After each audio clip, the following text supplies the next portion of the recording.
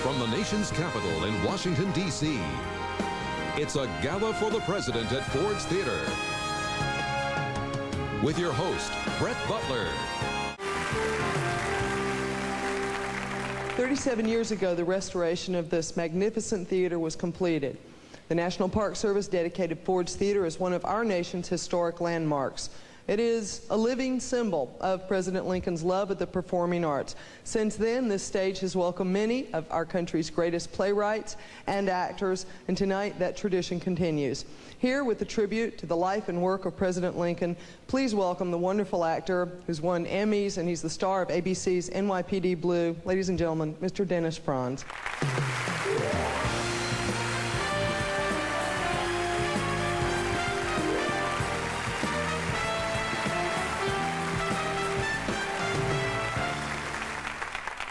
As it did in Lincoln's time, the search for racial harmony echoes throughout our country right now. Equality, tolerance, a way toward the common good. Familiar desires repeated again and again by those who dream of understanding among us. Reflecting on that dream for a moment, let me tell you about the friendship between two great men. The 16th President of the United States, Abraham Lincoln, and the great orator and journalist, Frederick Douglass, a former slave. One white, one black, both raised in poverty, both self-educated, both committed to the strength of our nation's diversity, to the promise of what could be accomplished together.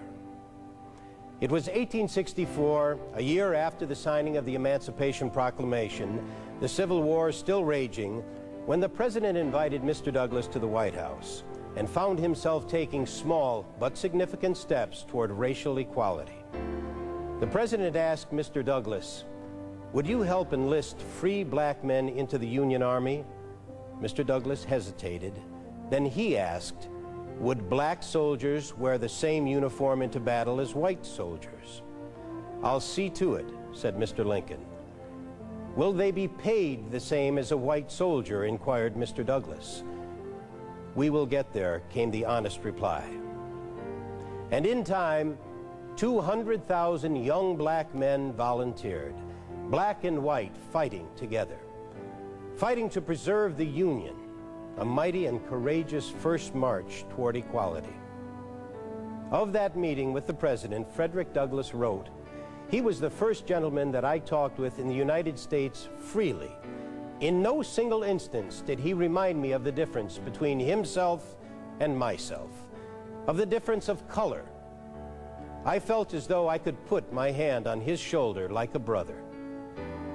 So the two men who decided to meet, to talk, to listen, and reason with one another not only became friends, but helped keep our nation united. And there's a postscript to this story. When Mrs. Lincoln was leaving the White House for the last time after the President's funeral, she paused in the hallway, and seeing Abe's favorite walking cane, said, "I know of no one who would appreciate that more than Frederick Douglass. Please see that he gets it." Mr. Lincoln, Frederick Douglass kept that walking cane of yours all his life, proudly retelling the story of the day that the two of you sat down and reasoned together in the name of equality. Mr. President, in the spirit of these two friends, may we all continue to talk, to reason, and to respect one another.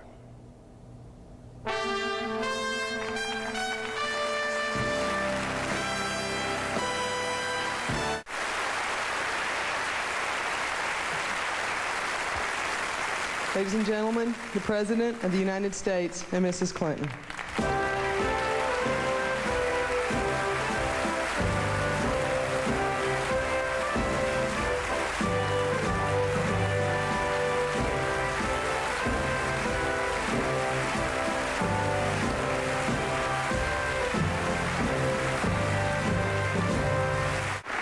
Thank you very much. Thank you very much.